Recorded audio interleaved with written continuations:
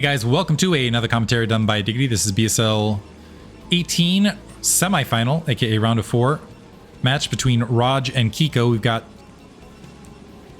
Tucson and Klauso on the opposite side of the map as far as our final 4 contestants. Rotj starting as the yellow Protoss upper left hand corner, upper right hand corner. We got Kiko starting as the red Terran. Want to again say, oh yeah, I should say happy Pride Month to everybody. Hopefully this uploads.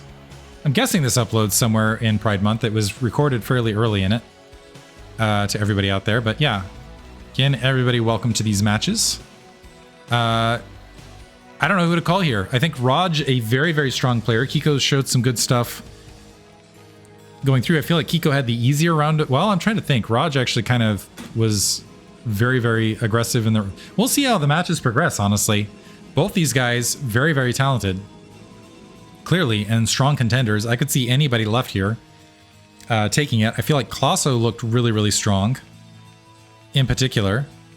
A lot of Terrans left, so TVP, the Zergs, getting absolutely annihilated, it feels like, pretty rapidly. I was expecting another potential PvP final, considering how many Protoss were left after the round 32. But the Terran really tearing it up. Sure, I'm not the first one to make that terrible, terrible pun. Barracks being built a little bit far away. Kiko maybe opting to go. This is a little bit distant to go for a natural expansion seal, but not totally out of the realm of possibility. We do have an assimilator getting dropped there from Rotj in the background, and gas getting grabbed from Kiko. Between these two, I think I'll be interested to see actually, because it's a question of, like, Kiko's just got a lot of builds. He's got really, really solid movement across the board. He's just very formidable. But Rotj has a certain edge, and he's got really strong micro, from what I recall. So I could see it going either way. I'm trying to say, like, oh, this player has an advantage on this, but honestly, I feel like it's just a really solid match in both directions. Cybernetic score drop, we do have a preventative early zealot being constructed. First scout from both players. And yeah, Supply Depot, this is kind of odd placement, honestly. Supply Depot, as though this was going to be a front door seal, but not quite. And that probe going to easily be able to make its way in. Spot that barracks regardless. And might have even saw the edge of that factory. So going to go ahead and back out. I presume this is still going to turn into 3 Marine Vulture and a play from there. The probe going to turn right back around. I wonder if it's going to hang out near that natural just to try to get the scouting information. Might join that zealot and trying to press up. Now walking on the low ground, the bunker being constructed. Going to be able to get that, so nice pick off there. Rotj getting caught with his pants down a little bit, and as well, that zealot going to be spotted.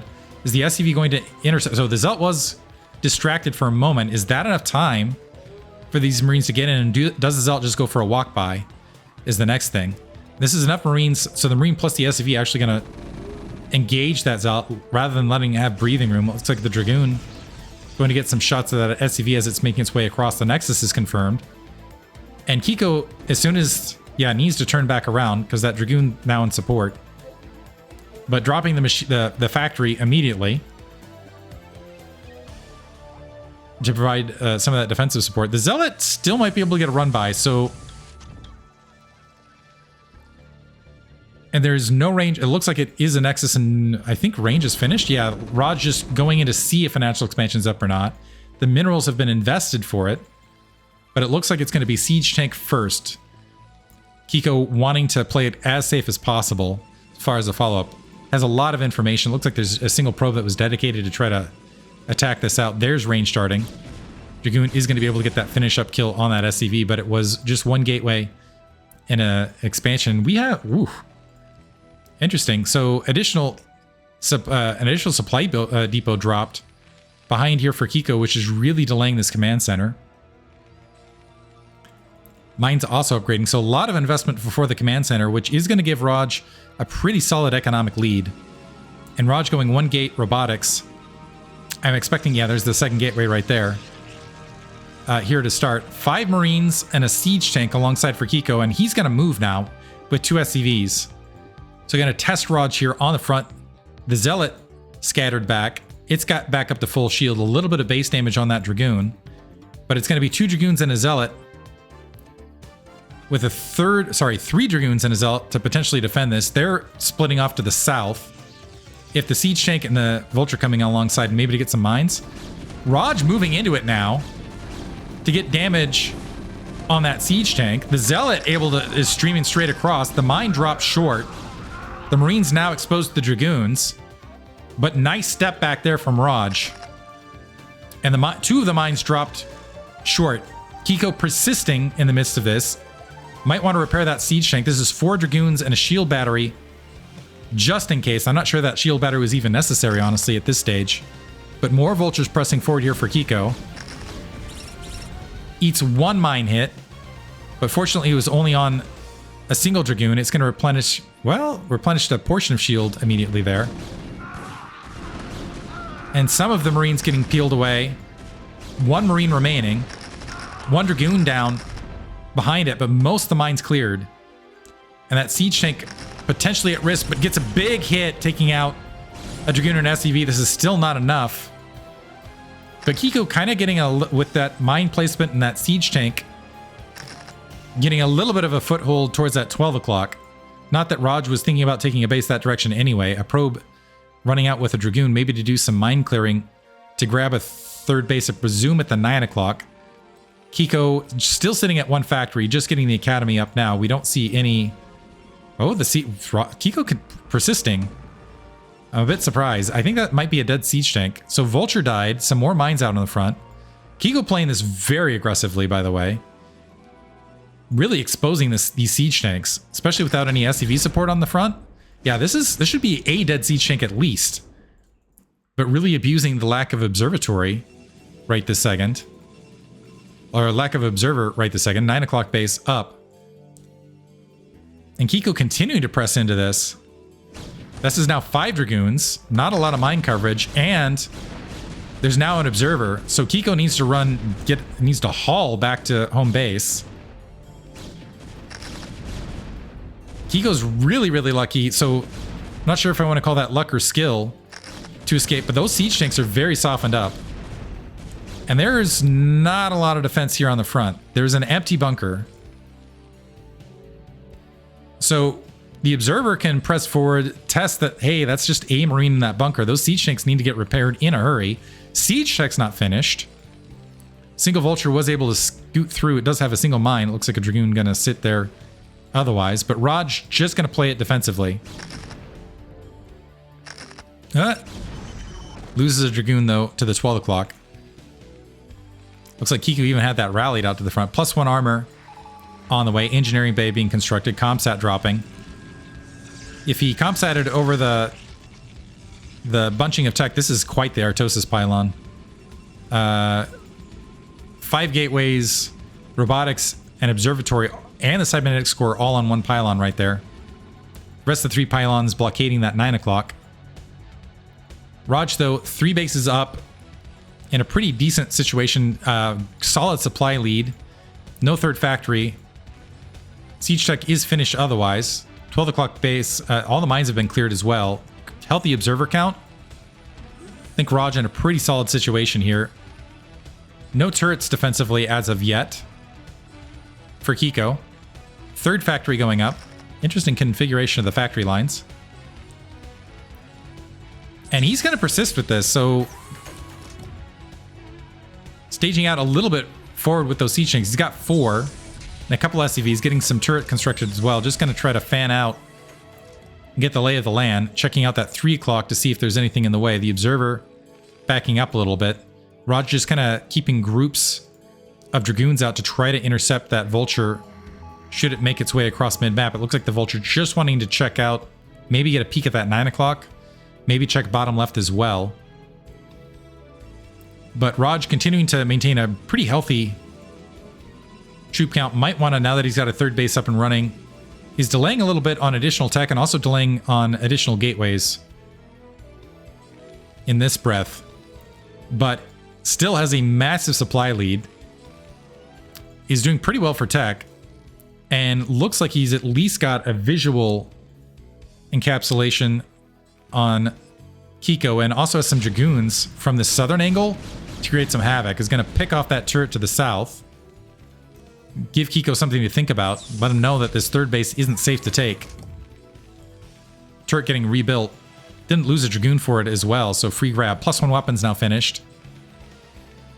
Couple Zealots getting straight. We do have shuttle speed being constructed. Citadel of Adun dropped as well, so I think this is going to be... Well, we'll see if Rotj goes in for a little bit of shuttle harassment. There is a turret back here and siege tank already in place. But across midline, if he's able to get speed across here, this is a pretty juicy line. And it looks like he is taking that northern area. Oh, it took a lot of free damage on that shuttle, though. So, would need to rebuild another one if he was going to go for the dive this time. 4th factory being tacked on, 2nd machine shop being added on from Kiko. But right now, Rotj precisely where he wants to be. It looks like that bottom left has been cleared out quite a bit. He's playing very, very safe. Has the pockets of the Dragoons to the 3 o'clock and the interior 12 o'clock location to engage anything moving out that direction. Wants to stymie Kiko should he go for a third. Kiko still sitting, I think, on the single armory right this second. Has queued up +1 armor a little bit late on getting that second armory down. With that starport in place to queue up the resources. It looks like the Reaver also staging a little bit forward with that observer to pick off what it can. Doing a little bit of a trade and poke forward. I'm not sure if the vultures see what's across here. So let's look. So that's spotted by Rotj, but the opposite side, yeah, it's no vision. Opposite end. Kiko building that command center on the low ground, wants to float it out to that 3 o'clock location. Vultures take a Reaver shell in the buttocks before repositioning. And so this will be an interesting play because Kiko in a very kind of claustrophobic area. Moving across, I think he wants to try to push a little bit forward to move this army back. But at the same time is going to need to push down to the 3 o'clock location to evict Rotj. And so Rotj could create a lot of delay and a lot of frustration should this grouping unsiege and move out towards that 3 o'clock. So Kiko instead, I would not be shocked actually if Kiko in response to this, rather than worrying about that 3 o'clock base, instead expands into Rotj at the 12 o'clock. And it looks like that is in fact what he's maneuvering to start doing right this second. A Reaver moving up. Checking out the mine placement in between. Secondary army from Rotj, clearing that out. I think upon spotting this, Rotj, yeah, just evacuating that 3 o'clock base. Goliath on top of that shuttle, forcing it deeper into the 12 o'clock location. The Reaver dropping out.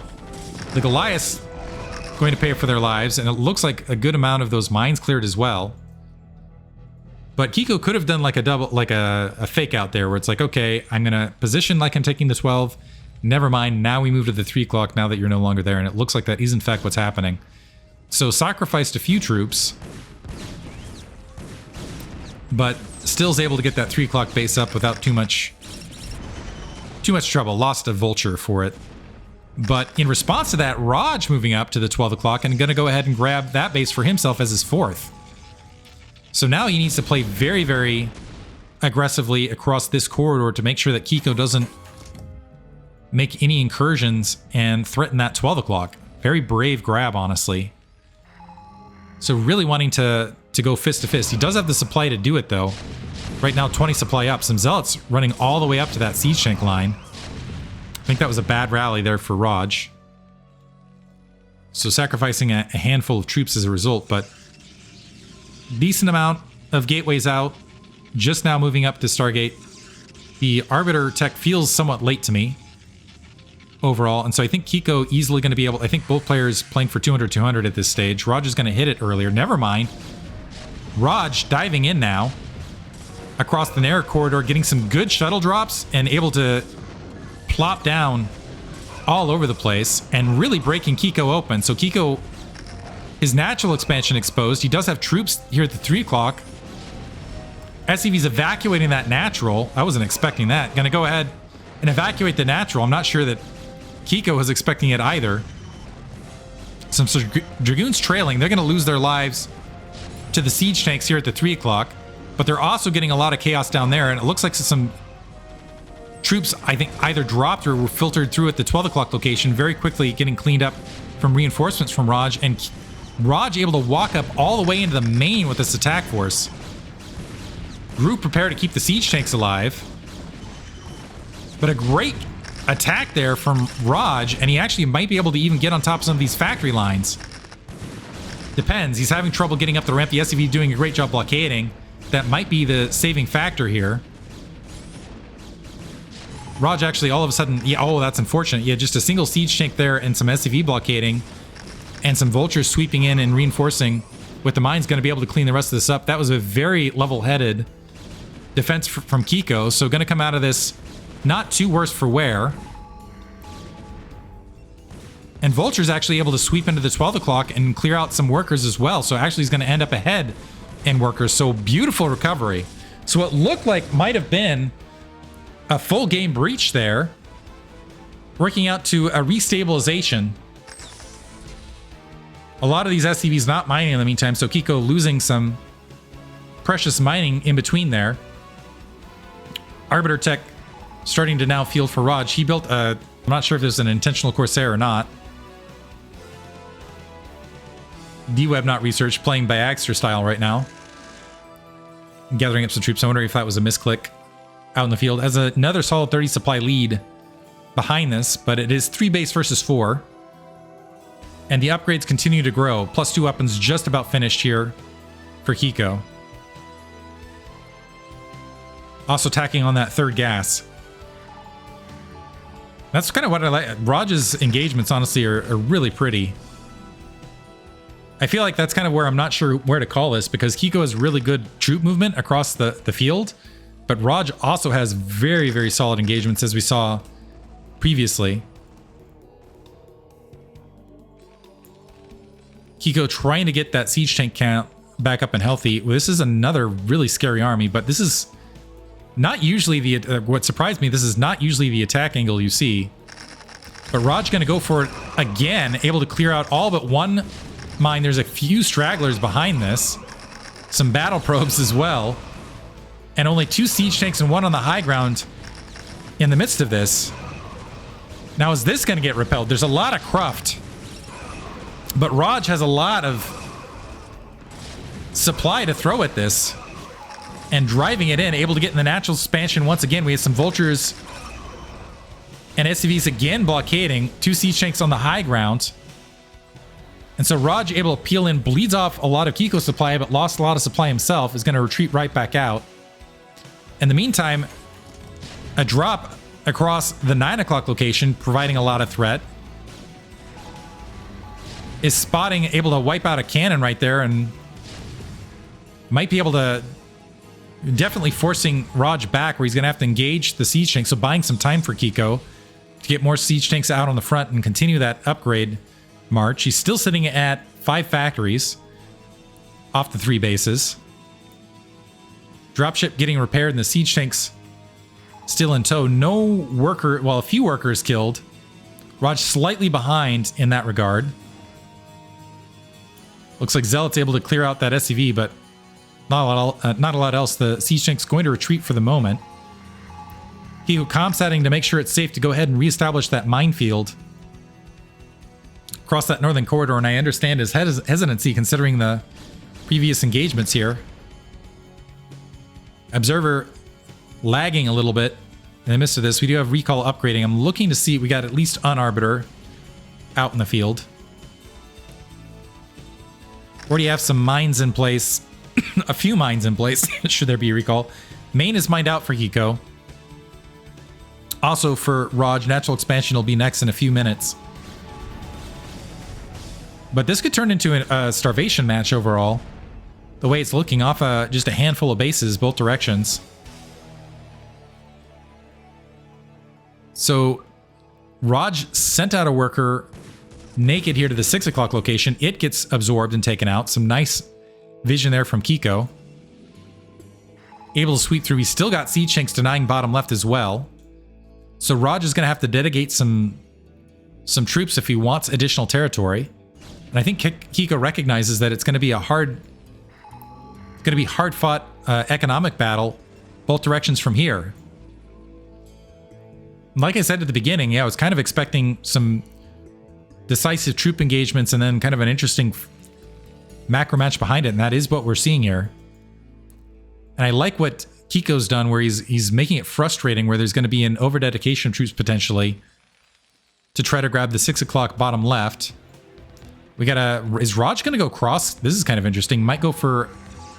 Yeah, it looks like he's saying, okay, it would be frustrating to try to grab bottom left. Might spread me out a little bit too thin, especially trying to defend the 12 o'clock in the midst of that. So we're going to go caddy corner and go where Kiko's not, and he's expanding bottom right in the space of this. He's near max supply. Kiko, in the meantime, just finishing up level 3 weapons. About 30 supply off 200 himself. He might want to think about grabbing territory as well. Would be very interesting, is since he's already got some stuff down here. If he wanted to go cross map as well, that would be a little bit surprising. Rotj pressing forward with a handful of dragoons. Right this second, backing off momentarily. What's the factory count also in the midst of this? Keeping the factory count a little bit lighter. Probably wise to do so, given the nature of this. Just getting that 8th factory up now. Not going to really be able to build much out of it, though, unless he's grabbing additional territory. So we'll see. So next moments of the game going to be interesting both directions. Because what Kiko could do is move bottom right, make that his base to take. It's got a science vessel patrolling a potential recall. Some zealots marching bottom left. They're going to get cleaned up across those siege tanks and vultures. A zealot careening to the 6 o'clock, checking that situation out. It's also going to absorb some mines. So that's been at least cleaned up. That's distracting the Arbiter a bit. And in the meantime, Kiko clearing that no man's land in between. The Dragoons diving a little bit deeper. But Rotj getting a foothold bottom right. Looks like he's going to have enough troops to march bottom left. Kiko hasn't made any movements to really counter this, nor has he taken additional base. He does have the supply lead. And he does have an upgrade. Well, actually, level 2 weapons, level 1 shield, plus 2 armor. Decent upgrades for Rotj as well. Kiko now making movements towards that 12 o'clock. And a lot of these troops out of position for Rotj. He's going to have to scramble them back, and his closest entry point is going to be here mid-map. But this does create a lane where you could just sneak up to the, just kind of walk up to the 12 o'clock, maybe wipe that out. It's got fewer minerals on it, but we'll see. A lot of the troops moving out. And now my question is, where does Kiko go? Does he go to the 12 o'clock? Or does he make an attack towards that natural expansion? We already have some gateways to evacuate things bottom right, and Rotj getting the bulk of his army, honestly, away from that natural, so he could crash into it and reinforce from there. Single worker making its way bottom left, by the way, and he's also grabbing the natural bottom right. So if Rotj can hold here, Kiko's going to end up in trouble, because his 3 o'clock base is all that's mining here and could end up really, really light over the long haul. If Rotj is able to crash into this here at the 12 o'clock and make it work, he's moving in piecemeal right this second. He'll be in a great position over the long haul, but Kiko needs to get a move on. He's very light on resources. Needs to take some additional territory or strike, and he's maybe going to grab the middle only mid-map. And just be a big, big pain. Just create a massive wedge. This is really a needle's edge both directions. Arbiter in position. The EMP, is it going to nail that Arbiter? A couple Dragoons moving off position. This is a lot of bunched up siege tanks. The big EMP hitting some High Templar, misses the Arbiter, and this is a massive stasis right there to the north. And I think that might be what turns the tide in this battle. Zealot's able to get in front. Wow, there's a lot stasis there. So Rotj with a beautiful stasis. Kiko instead EMPing. So a lot of this is going to get cleaned up. Armies reset both directions, but Rotj has the economy to immediately rebuild on top of this, whereas Kiko does not. And Dark Templar now in the midst of everything. The reinforcements, if they move out, should be able to clear out the siege tanks, and Kiko now in a bad spot. Because Rotj has the bottom right up and running, although the rest of his base is not really mining. But Kiko is got the 3 o'clock and that's it, and not much else. Although I might have overplayed this because there's not a lot of saturation here bottom right yet. So Kiko maybe not out of it yet. He's grouping up. If he strikes bottom right here and wipes out these bases, that could be a victory condition as well. Arbiter sliding back. Sneeze commentary. And I don't know that Rotj resupplied fast enough. It's actually even supply, so upgrade 3-3. Rotj evacuating the natural expansion. It's actually 1 base mine, so technically 2 base mining versus 1 base mining. And if Kiko wipes this out, flip situation, Rotj is in danger. So ignore what I said. All of a sudden, Kiko able to wipe out the mining base, great EMP on that Arbiter. And now has a huge threat and still a little bit of leftovers in the kitchen. A whole lot of Zealots staging up. They got to make it bottom right, though. And Kiko very quickly moving in. Down on supply. Needs to wipe this out. Another Nexus getting grabbed here bottom left. A Vulture making its way that direction. There are 2 cannons. And honestly, I don't know that it's going to be up in time for Rotj to do anything about it. This is going to come down to the wire, because look at Kiko's minerals here. Not the best. A lot of Zealots with Arbiters otherwise. So Kiko moving in bottom right might be able to wipe that out. Rotj has a bit of a bank to work with, but is well out of position. Kiko might need to distance mine the middle in the midst of this. So Gateway's getting wiped out. Nothing but Zealots otherwise. And Kiko establishing, honestly, this could be his base bottom right momentarily. Rotj now moving in. He did, wow, massive diligence on Kiko to also spread out the siege tanks behind this, but he doesn't have enough Vulture coverage. And so the Zealot's going to be able to storm through and save the Nexus. And now Kiko has almost run out of resources here. Rotj is still mining bottom right, 12 o'clock. Has a base that's under assault bottom left, but looks like I think he's going to be able to clean that up. It's only a siege tank. And he can basically walk out and take out what's left. And Kiko, all of a sudden, these are that's the army he's got. Observer sweeping in. Arbiter as well. I don't know if he has recall, but this might be a good recall situation. Couple troops mid-map for Kiko. Like scattered attacks absolutely everywhere. Arbiter's going to be able to clean up that siege tank. Vulture trying to micro its brains out against this attack force. But now, all of a sudden, we got 3 bases up, and the 6 o'clock... Well, we got an SCV there, but that might get cleaned up. Kiko's no longer mining. That's the last resources right there. And Rotj is up 20 supply, which is about where he wants to be. Still has a hefty Arbiter force as well. So starvation match. And Kiko looks like he's going to be the one out on the streets. Still few troops sweeping across. He's regathering his army mid-map. Maybe going to just try to grab these mineral fields mid-position. But the problem is even if he gets that mineral field running, Rotj can easily grab that natural expansion bottom right. He's got bottom left up and running. All sorts of minerals in the... He's healthy as far as the mineral count goes. Yeah, it looks like he's going to float that command center out to mid-map. So right now, Rotj is game to lose.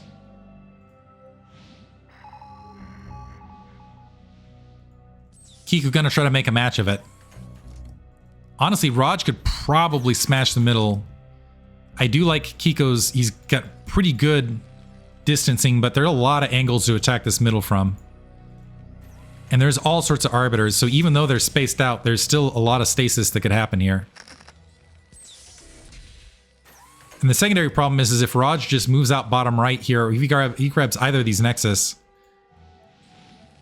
it doesn't matter even then. His supply is fantastic. Got all sorts of bank. So Rotj grouping up. I'm expecting a number of attack moves from both directions. Science Vessel moving out wants to EMP that northern army. Does get an EMP off, which might make Rotj think twice. Some vultures able to sneak through there. A couple dragoons going to be in chase. Going to be able to stop that probe. Might get a couple additional probe kills. But this still feels like too little too late. Yeah, so they're going to end up clearing out, and I'm looking to see... I want to keep that mini-map up to see if there's any movement middle map. So right now, Kiko trying to remind, but that's what I missed. A recall here at the 3 o'clock. This kind of feels like Rotj donating some troops, unfortunately, because I think Rotj was thinking that was still mining. It's no longer mining. I think once he realizes, okay, that middle base is all that's left, the other option he has is go for a recall on the factory lines at the main. We'll have to see. The command center being pulled out. SCVs... I'm not sure why that command center lifted off. Looks like it's going to redrop. That might have been a mistake. Zealots finding some tanks mid-siege for a bonus in the meantime. Also finding some SCVs fleeing their way across. So 3 o'clock been cleared out. That mine's still sitting there bottom left. 6 o'clock, there's an SCV remaining idle. If Kiko grabbed that, might be a way back into this. Kiko trying to do what he can as far as mid-map mining. But gonna call GG right there, recognizing that Rotj... So gonna call GG rather than waiting for Rotj to crash on him. Just recognized Rotj has too much supply. He's limping along, and as soon as Rotj... He could easily cap this, and it was just an insurmountable position from there. So great play from Rotj in this game 1. And a solid match, and it looks like we're going to have a good contest here in this first match of the round of 4. Hope you guys enjoyed it. Thanks for listening.